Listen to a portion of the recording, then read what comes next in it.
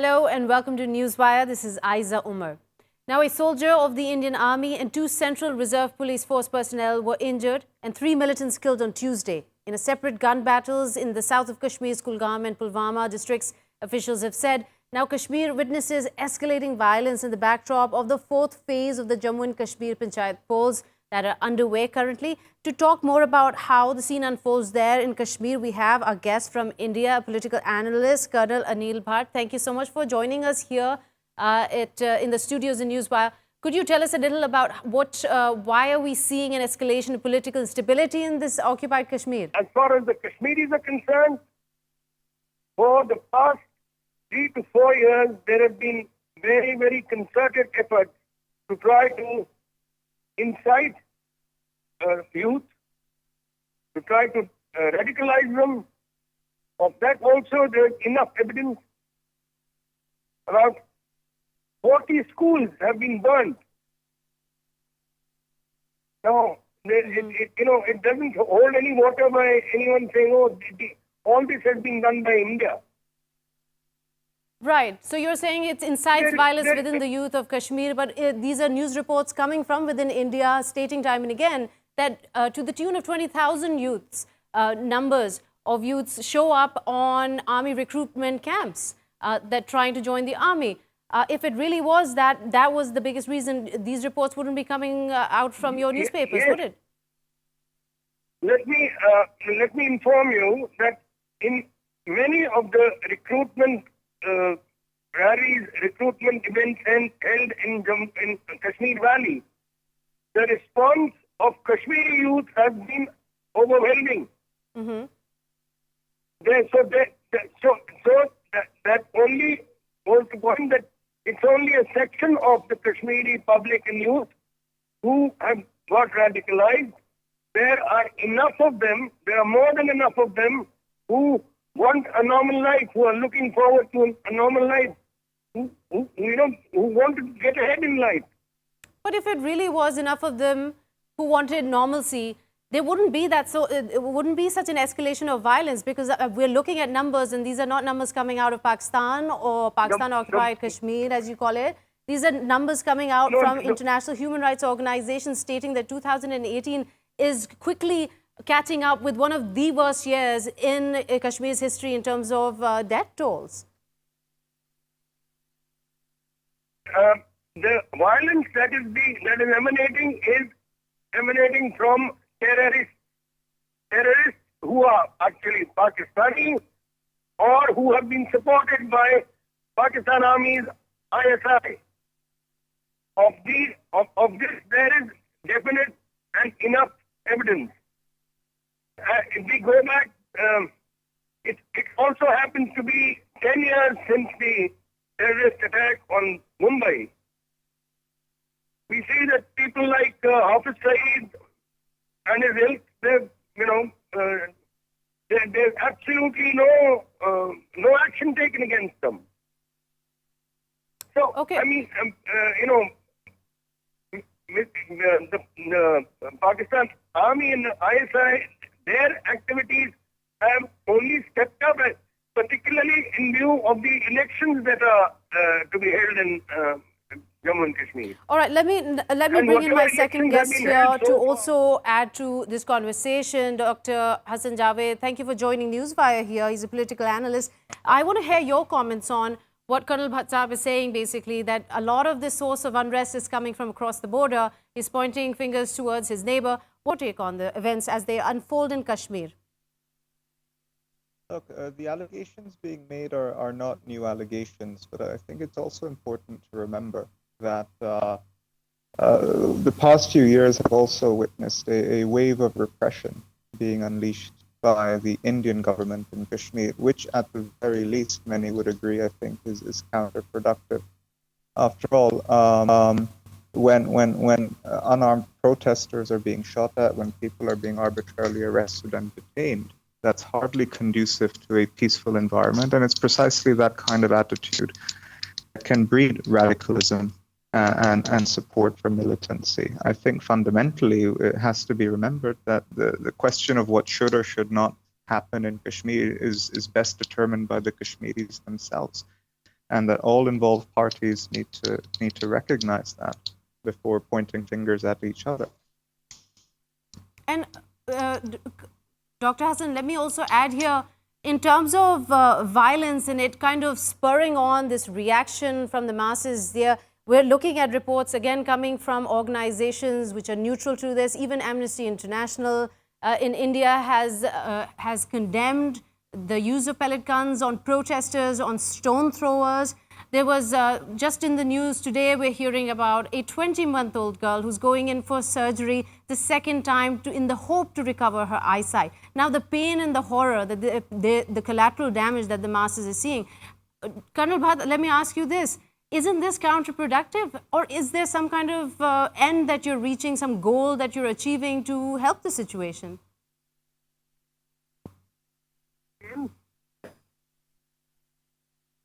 Sorry, Come again, please. Can you hear me now? Hello? Yes. Can Yes, you hear me? I can hear you.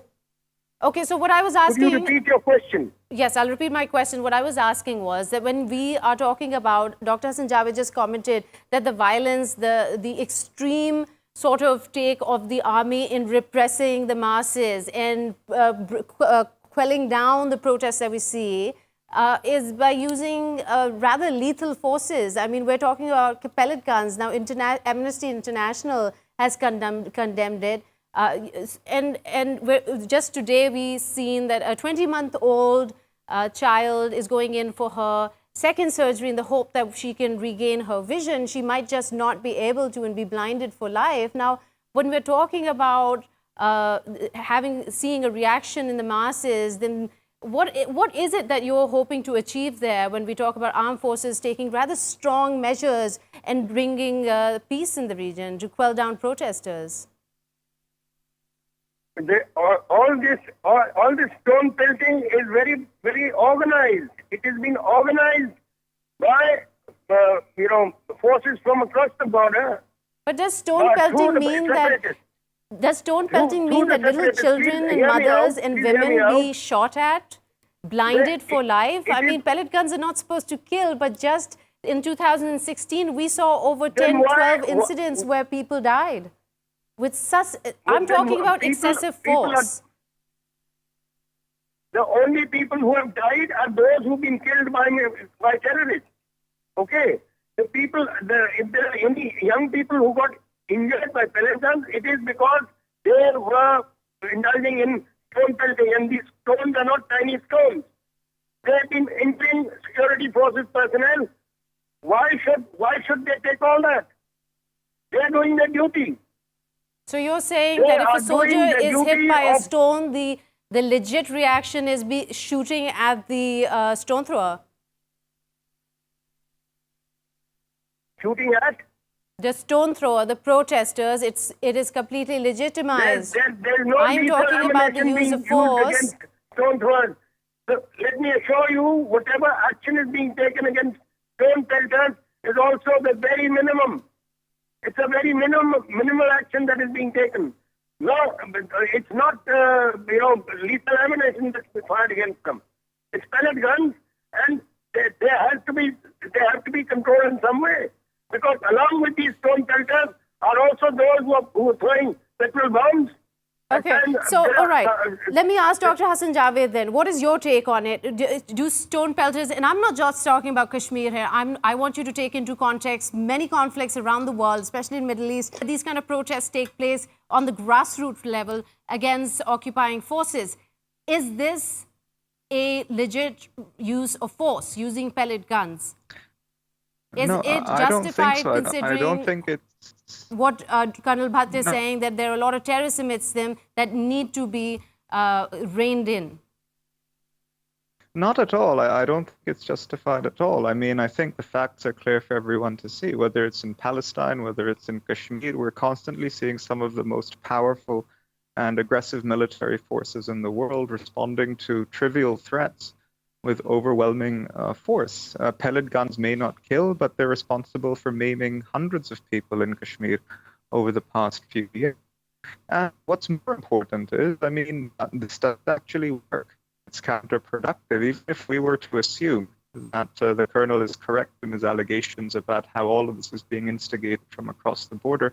It's difficult to see how keeping the state of Kashmir under occupation with 700,000 troops actually solves the problem. It hasn't solved the problem in the past 30 years. Why would it solve the problem now?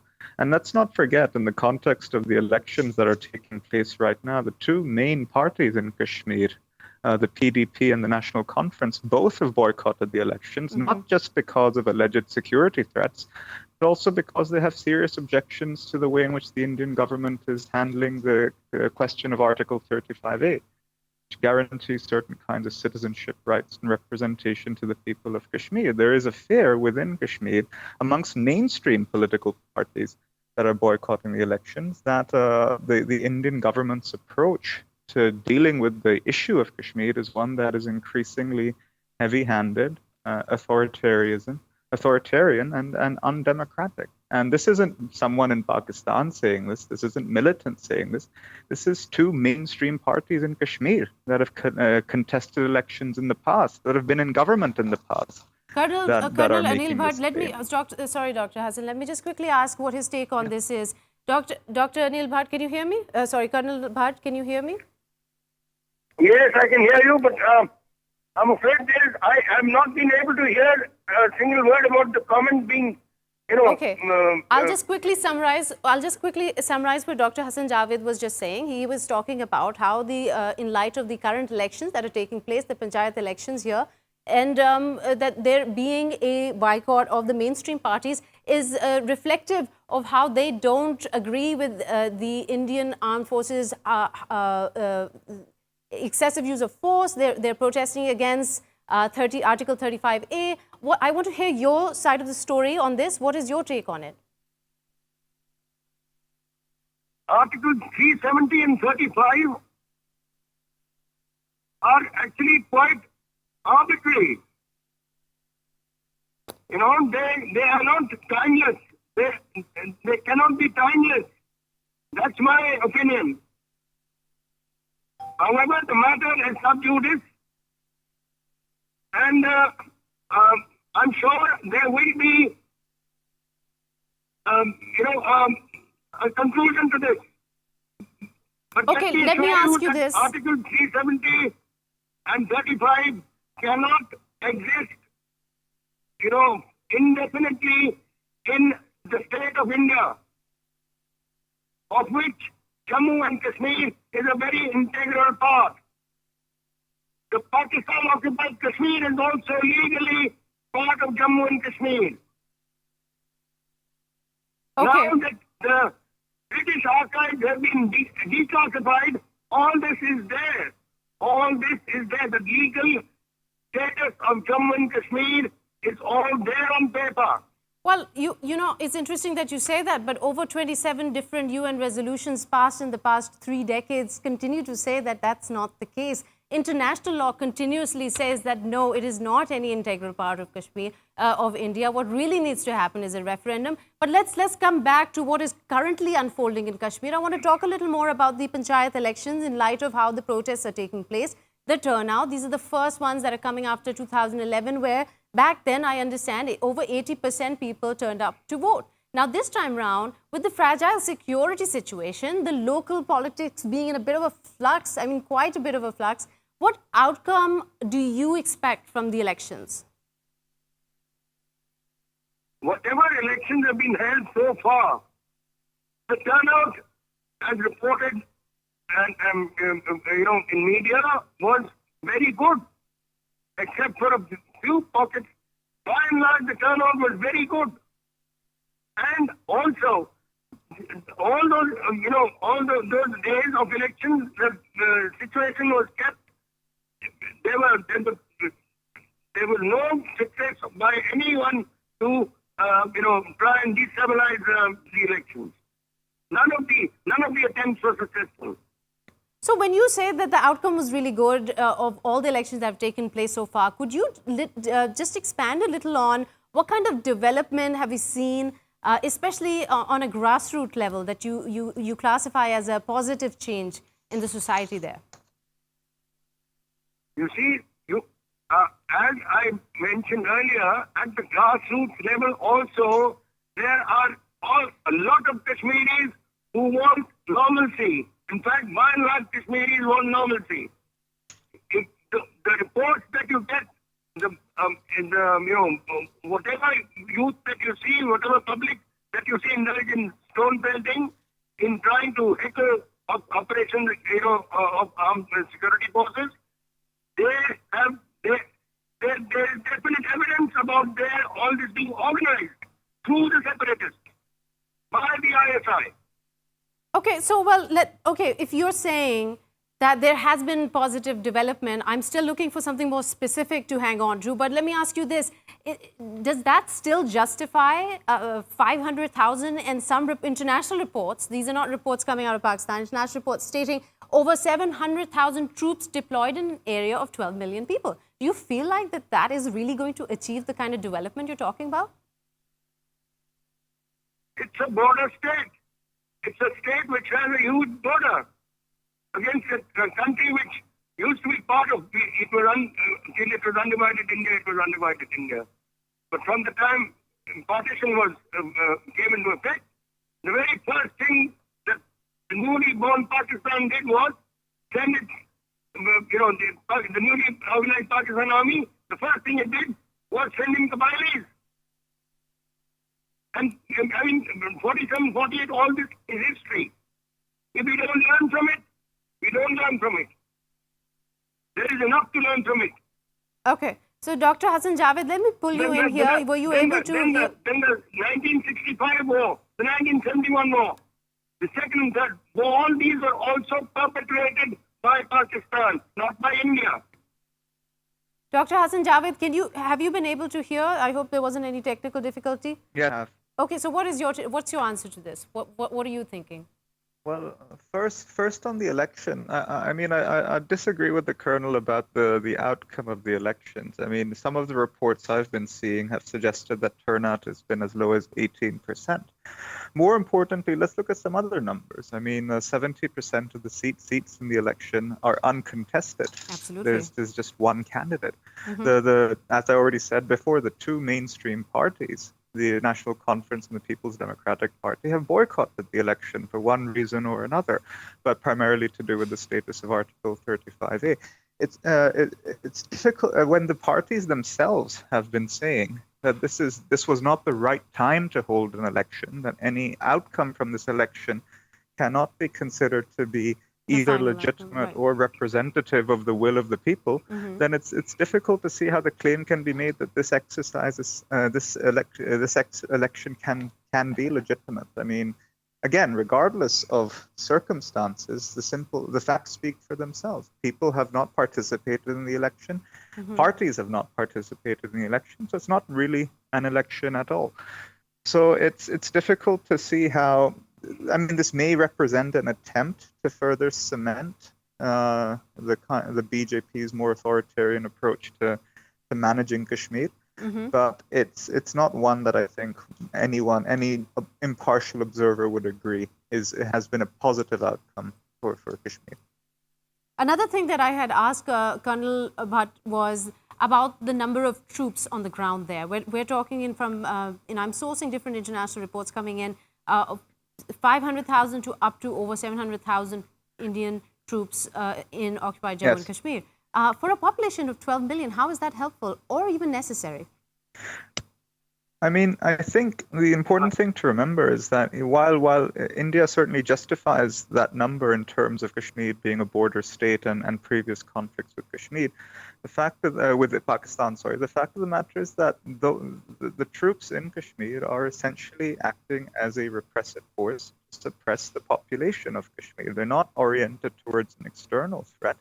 They are busy managing the population of that state. And again, I'll just say what I said earlier. It hasn't worked for 30, 40 years. Why would it work now? At the very least, again, independently of what the circumstances might be, one would imagine that this repressive approach that's been taken by successive Indian governments has not succeeded. It's not correct, nor is it entirely truthful to blame these problems on Pakistan. That, in a sense, absolves the Indian government of any responsibility it has. When hundreds of young people are being killed and maimed, when people are being arbitrarily detained, is it surprising to then see people take up arms? And is it surprising to see them boycotting elections? This entire security-based approach that's been taken in Kashmir is incredibly counterproductive.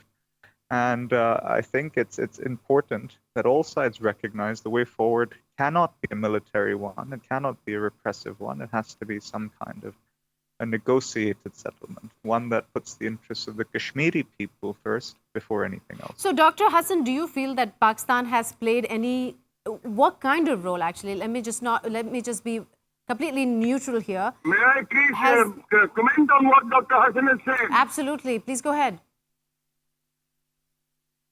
Dr. Hassan, the argument that you put forth, your statements are this repression that you're talking about. What repression? This is the kind of, unfortunately, the kind of propaganda that is now 70 years old. If there was suppression by Pakistan of East Pakistan, what was the result? That wing not severed. What is happening in Balochistan? Okay, let me. Since we're not talking about Balochistan here, we're not talking about Balochistan here. We're talking about Kashmir. And let me quote you. The Office of United Nations High Commissioner, what he has continuously said in different occasions, and this is 2016, and he has talked about, and reports have come out stating human rights abuses in both India and Pakistan-held parts of Kashmir. Mind you, both. But the nature of the atrocities taking place on the Indian side have been declared time and again way worse than what happens on the Pakistan side. This is, again, like I said, Office of United Nations High Commissioner report. This is not. This is as neutral as they can get. Then we're talking about reports of Amnesty International. India also have continuously condemned the means that the armed forces take to bringing calm in the society, to stop protesters. So, I mean, you have to give credit where it's due, that where neutral parties have constantly brought out evidence and reports stating that the repressive regime is counterproductive by the number of deaths taking place in the region. You can't possibly deny that, can you? Or are they biased also? I know the Indian government has continually said these are biased reports, but what's your take on it? Do they hold any value in your eyes? You know, in the Kashmir Valley, I reiterate, there is terrorism which is organized by the Pakistan Army. And this same Pakistan Army, when it has to deal with this in Pakistan, it deals with them with not only rifles, it deals with them with artillery and aircraft, bombing the aircraft also. The Indian Army here is dealing with them only with small arms. Okay. And the Indian Army will do everything necessary to protect the integrity of Jammu and Kashmir, which is an integral part of India. You can have a narrative, you can continue with the narrative of oppression, which is not well founded at all. Okay, you know what? Let me ask you something else here. Related to, you heard Dr. Hassan Javed mention that it's time maybe that we came to the table and we offered a different solution to this problem, not military. Clearly, that's not working. So, what do you propose? How to solve the Kashmir issue once and for all? How to, for the sake of the Kashmiris, have more peace in the region than the violence that we're seeing unfold? No. Would you repeat the question, please? I was mentioning what Dr. Hassan Javed was saying, that it's time that whatever we've been doing, whatever we've been seeing in Jammu and Kashmir, it's time maybe military solution is counterproductive. Is there any other way to bring peace? Just let the Pakistan Army cease the violence that it has been organizing all these years.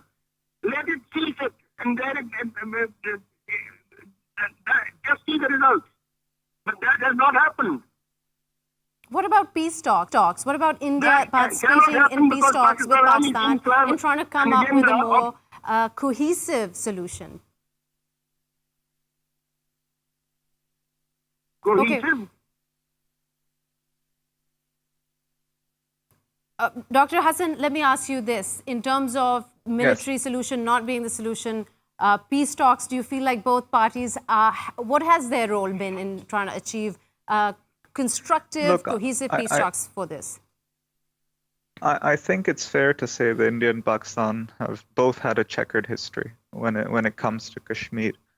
And that's precisely why I think there needs to be a recognition that talks are the only way forward. I mean, India continually accuses Pakistan of sponsoring terrorism, of fomenting instability in Kashmir. But let's also remember, in addition to the fact that India has played a substantial role in creating that stability on its own through its repressive conduct in Kashmir, let's not forget that over the past few years, repeated efforts to initiate talks with India have been rebuffed.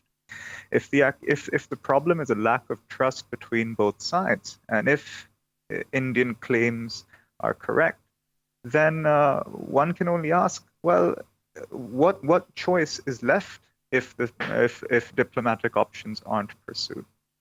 And if the automatic instinct on the part of the current Indian government is to reject any offer of talks, then it's difficult to see there being any way forward. We'll just continue to see this stalemate. Numerous opportunities have come up when the two sides could have engaged over the past 10 years. Okay, very quickly, Dr. Hassan, let's have Dr. You have a very good point in saying that we must talk, but you can't talk over the table and then stick yourself below it. Stick each other below it. Talks can only have any meaning or can only succeed if terrorism stops. It's as simple as that. All right. So very quickly summarizing what Colonel Bhatt is saying here, that both parties, Pakistan and India, in order to achieve peace in the region, need to come in with a very sincere and committed stance. With that, we're going to quickly take a short break. We'll be right back. Keep watching Newswire. Welcome back. You're watching Newswire. Now, Trump comes to loggerheads with a government-mandated environmental report, essentially throwing out the window what their take on global warming and climate change has been. Now, these 13 agencies who have presented the scientific report highlight the grimmest of scenarios of what climate change will mean for the United States by the end of the century. Now, this report concludes that if the US doesn't take action now, the damage from global warming will knock off as much as 10% off the size of the American economy by year 2100. Now, we are joined here in Lahore with Dr. Munawar Sabir, an environmentalist who's going to help dissect what has been happening there in the United States, especially in Trump's administration when they take on environmental challenges. Dr. Sabir, thank you so much for joining us here today. Pleasure. So, what Trump is doing what exactly has President Trump been doing to make this greenhouse gas emissions rise unabated? And whether these, could you comment if these claims of that the administration is trying to squash this report are legit at all? Well, insofar as concerns by any government, by any organizations, by all or any mean is absolutely true. This is last fight of the human beings which are they supposed to face as a world as a whole, one planet, only one earth, care and share. Thing is, in terms of environment, it's not only a concern of global warming. Say if you are using the word of global warming, let me explain it that this is a narrow idea, or this is simply a chunk of that threat which a human being is already facing, and bad news is that in the coming days it is going to be more drastic. Thing is, there are two ways. It's not only global warming. On the contrary, there is global cooling as well. So in simple words, you can call it environmental collapse, environmental destruction. It is basically coming in the form of CO2-like gases, what you have just mentioned as ozone gases or greenhouse gases. Now, CO2 in the air, in the atmosphere, in simple language, is on the increase. Population is increasing. Every year, 80 million people are added to this this already overcrowded world or planet Earth. So what are the main sources that are increasing the emissions? That is the point which I am trying to convey you, that you just increase in simple ways, that 80 million people are born, 80 to 84, and every individual human being exhausts CO2 and inhales oxygen. On the contrary, all the trees, plants, shrubs in all forms, they produce oxygen and they consume CO2. Now, tragedy is that vegetation is on the decrease, whereas human population is on the rise. Then quality of life of human beings is on the increase, and more improved quality of a human being is, more will be his or her contribution to the degradation of environment. Say a person goes to his office on a bicycle, and the same person goes on motorbike and later on a car. So his life standard will be increasing, more pressure, more burden on the environment. Right. Now you come on the other side. I am talking 2-3 steps ahead. It's no more global warming. You look at the phenomenon of smog. I mean, it's the D-Day trailers, that smog is going to annihilate population of a certain area. Now, America is a global power. They are leading the world, they are ruling the world, and as a leader, they are supposed to take care of the environmental issues. Thing is very simple. Say we are neighbors, we are next door neighbors. I am burning fossil fuels, say woods, and it's producing smoke. So that smoke will not affect my home only, it will affect your home as well. Like a phenomenon of smoke is basically coming from Indian side. So Is it really? Because we hear this narrative a lot in local media that the whole argument is that crop burning only takes place in India, Punjab. This basically is a minute contributor. You just calculate quantitatively, and you calculate the amount of gases, smoke produced by vehicles, substandard vehicles, unhealthy vehicles on one side per day, and on the other side crop burning. This does not make a solid sense. Yes, because satellite data has time and again shown that over Pakistan, Punjab, we have seen that crop burning, while does contribute a significant amount, the biggest issue seems to be coming from areas where substandard, not only just vehicles that are missing catalyst converters, but also the unabated, unchecked import of substandard fuel being brought in for these vehicles. How much of that allegation is true? And could you shed some light on what the government is doing about it? Honestly, in Pakistan, it's more like look busy, do nothing. I'm afraid to say, and I'm afraid that I am true. Because you can observe it at your own. While you are on the road, you may see dozens of vehicles, motorbikes, auto rickshaws, cars, trucks, producing mammoth, phenomenal size smoke and CO2. So in the countries like Pakistan, it's a sorry state of affairs. And according to the World Watch, let me tell you in advance, I mean it's a kind of forecasting that in future on countries like India, Pakistan, Bangladesh, there will be less pressure about what is being taught over there, the kind of political activities are going over there. They will come hard on us in terms of the kind of environmental pollution we are producing.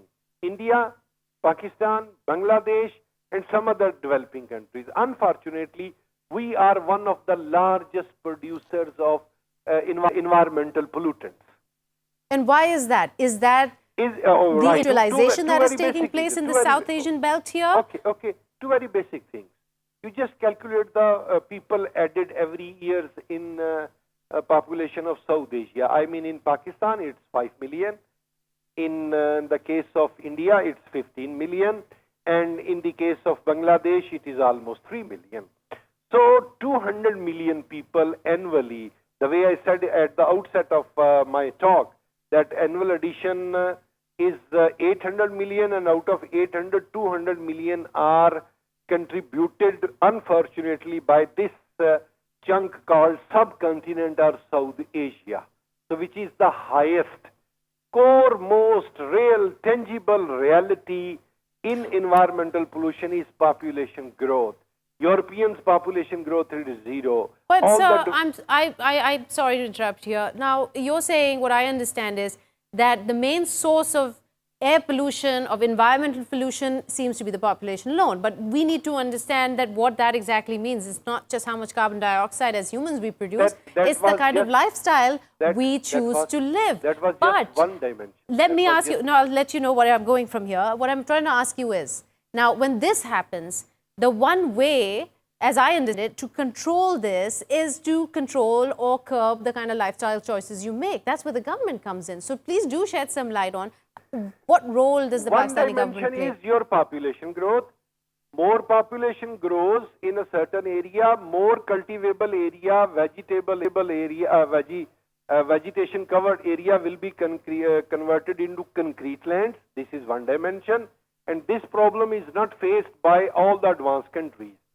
Once it comes to globe as a whole, then it comes to the kind of energy, kind of fuel we are using. In this way, here world experts says, environmentalists say that we should use electricity produced from water, windmills, solar energy, not burning of coal, not burning of oil, not burning of woods. And unfortunately, like Pakistan and India, there were 60% population of both countries is living in rural areas. And in rural areas, their basic source of energy still is wood burning. So that's the main issue. Then we people lack environmental sense. We do not take care of our environment the way we should have taken. So let me expand a little on what you just said, which is very, very crucial, I feel, that we don't understand the gravity of the situation. We don't invest in spreading awareness about the dire effects of the environment degrading at the rate at which it is. And on that note, I want you to maybe shed some light on the fact we were talking about vehicles, we were talking about vehicular emissions within cities. The two-stroke engines that we see, this abundant use of rickshaws and motorcycles, majority of our masses use that as a means of transport every day to and from work, to their schools. I mean, this is kind of an indispensable mode of transport. And yet, no doubt. Yet the amount of pollution it generates, could you shed some light on that for us? You need to have a health certificate of your vehicle. I mean, if you go on your road, you would still observe that models of cars of 1980s are on the move, 1990s are on the move. They are still having reasonable value in the market. So as per international standards, you are not supposed to operate those vehicles. Then use of diesel. There are cities in the world which have almost abolished or abandoned use of diesel as a mean of energy in their vehicles. But in Pakistan, it is still like, daydreaming. You can visit factories where plastic used tires are being used as a source of fuel. So what about those things? It's on both ways, from the government, from the people. And what about brick kilns? Another major contributor has been stated time and again by environmentalists working on conditions in Pakistan are brick kilns. How big a contributor are they on the emissions that we see in the country? I mean, basically they use coal. Here again, there is another question. It's not about use of burning coal. It's about quality of coal. If you are using coal of higher quality at the minimum bituminous type, which is having more carbon content than some kind of moisture. I mean, say if you are trying to burn a piece of wood, which is, half dry, half still carrying a moisture in it, when you burn that piece of wood, it will create more smoke. Same is the case with coal. It's not about coal used in brick making, it's quality of that coal. And in countries like Pakistan and India, since they are facing power cuts, shortage of energy, so people are forced to use those resources. And if we were to look at China and how the numbers have finally started to not decrease, but sort of stay stable for a bit, I mean, it is still hosting one of the most polluted cities in the world. What can we learn from what the Chinese government is doing, and how can we emulate it in our systems? Right. China, no doubt, the largest country of the world in terms of population, but keeping in view total population of their one city and total population of our one city, they are far ahead of us. Then second thing is, if a statement is made by their government, next day nation happens to be eagerly in a mood to follow it. In Pakistan, unfortunately, unless there is no penalty, there is no fine, there is, any other kind of thing in which law enforcing agencies do it forcibly, we people do not try to follow their say. You go to any hi-fi area, say defense area of Lahore, where 90% people are qualified, still they use plastic bags, shoppers. So these symptoms are the pulse of a society. So in this way, we again are far behind. I tell you one very interesting thing. When Mr. Obama visited New Delhi, his advisors said him in a dramatic way, Mr. President, you have lost certain hours of your life. He said in surprising way that why? He said, you have resided in the most polluted part of the world. Yes, the numbers are staggering. I mean, the quality of air in Delhi is said that it's so bad, it's as bad as having 50 cigarettes a day. Very simple words. In countries like Pakistan, India, and many other developing countries, what we call breathing, in fact, it is smoking. It is rather dangerous than smoking. And let me tell you another forecasting report. In future, in countries like Pakistan, the way we people purchase water in the form of bottles, oxygen cylinders will be on sale. I'm afraid to say, I have two news. That is a very, very depressing picture you're painting. But let's talk about the smog, But because I'm afraid I'm right. Delhi and Lahore don't seem to be very far apart in terms of the numbers. We're looking at air quality index numbers of PM 2.5 that are exceeding 200, 250. And what is good for us is essentially between 30 and 80. 82 is said to be a little unhealthy for sensitive groups. Can you talk a little about what is being done? I understand that the Prime Minister Imran Khan has started this whole Hara Bhara Pakistan scheme, making it one of his priorities to plant as many trees as he possibly can. How much will that help in cleaning the air if we were to look at it from a scientific point of view? It will help, but on short terms, on a certain way. How do trees clean pollutants from the air? Look,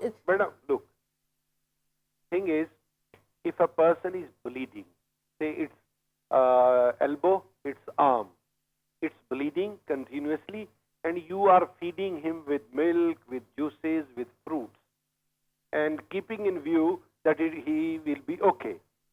It would be rather good or far more better way that you stop that bleeding point. It's a pot having a hole at its center, at its bottom, and you are trying to fill that pot. It could never be done. Right. No, I'm trying to correlate your analogy here, because what my understanding is, and please correct me if I'm wrong, I'm no expert on this, that the trees that he's planting, they're essentially just helping the aquifers. They're bringing the water table up. How are they cleaning? How are they cleaning the air, removing nitrites, sulfites, toxic chemicals, trace metals, arsenic from the air? Look, if you see the issue of arsenic, you know, in your agriculture fields, in farming, use of fertilizers is of acute level in Pakistan. You may get good quantity of that particular crop from that field, but eventually that fertilizer will percolate in that particular field and eventually convert or increase the quantity of arsenic of that particular water of that field. Absolutely. It again goes towards what? Abnormal population growth. I tell you one very funny thing, but interesting thing. When Americans asked Chinese in 50s and 60s that you should control population, you should control your population, Chinese said it's a kind of conspiracy against communism. Unfortunately, repeatedly unfortunately, Muslim world across the globe, they are the highest population contributor in the world. Only exceptions are Malaysia, Turkey, Indonesia. Rest of whole, so to say, Muslim Ummah, they are the ignored most, and I'm again sorry, the way scientists say that human beings are the filthiest creature. They are the maximum producer of environmental pollution, and among those, Muslims are on the top. And Okay, so let's talk about possible solutions. How can we control possible smog? solutions? Very simple, very simple. Laws of transportation should be strict like a straight rod of steel, no compromise.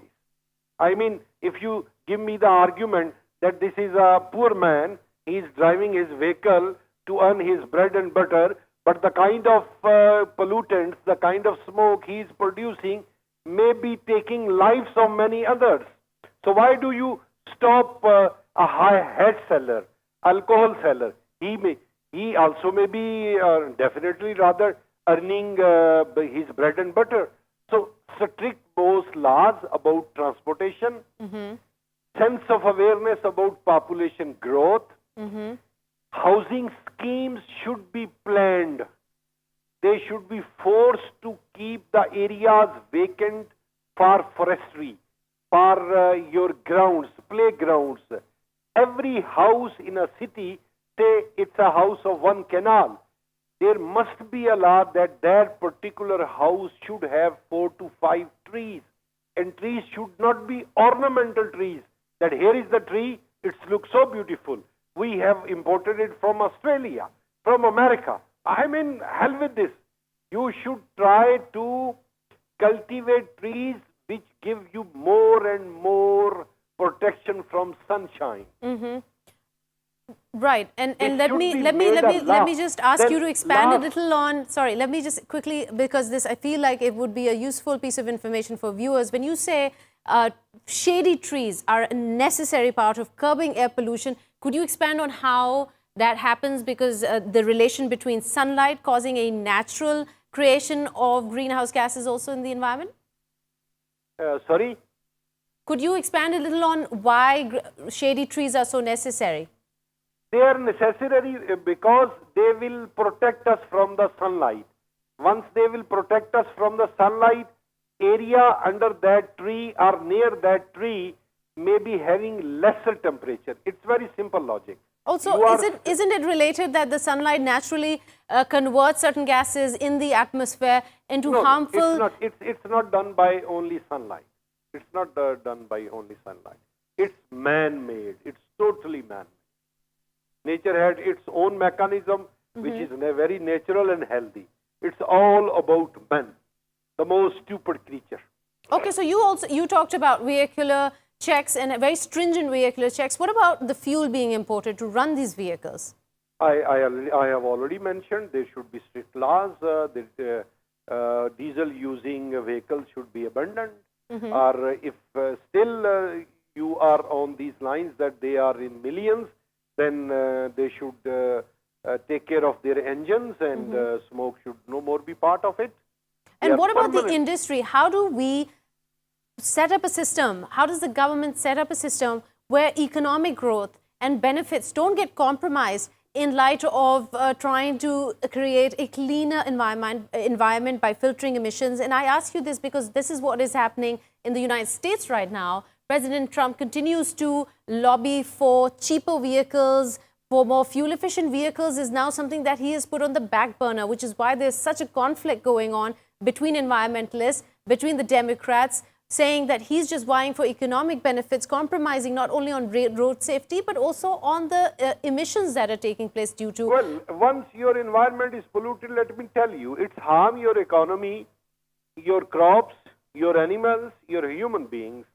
Say, temperature rises from the average, say average temperature of an area is 37, and it goes up to 39, it damages the crops. It damages the animals. It damages the human beings as well. There are so many diseases which are directly related. You can call it environmentally born diseases. And once persons are damaged, animals are damaged, obviously your economy gets damaged. This is so simple thing. And one of the major contribution in the economy of United States of America, still it is their agriculture. They are one of the largest producers, quite near to that. And then second thing is, if few vehicles are producing this, gases or the kind of unhealthy stuff, it eventually affects your, you may have to relocate your industrial sites from one place to the another.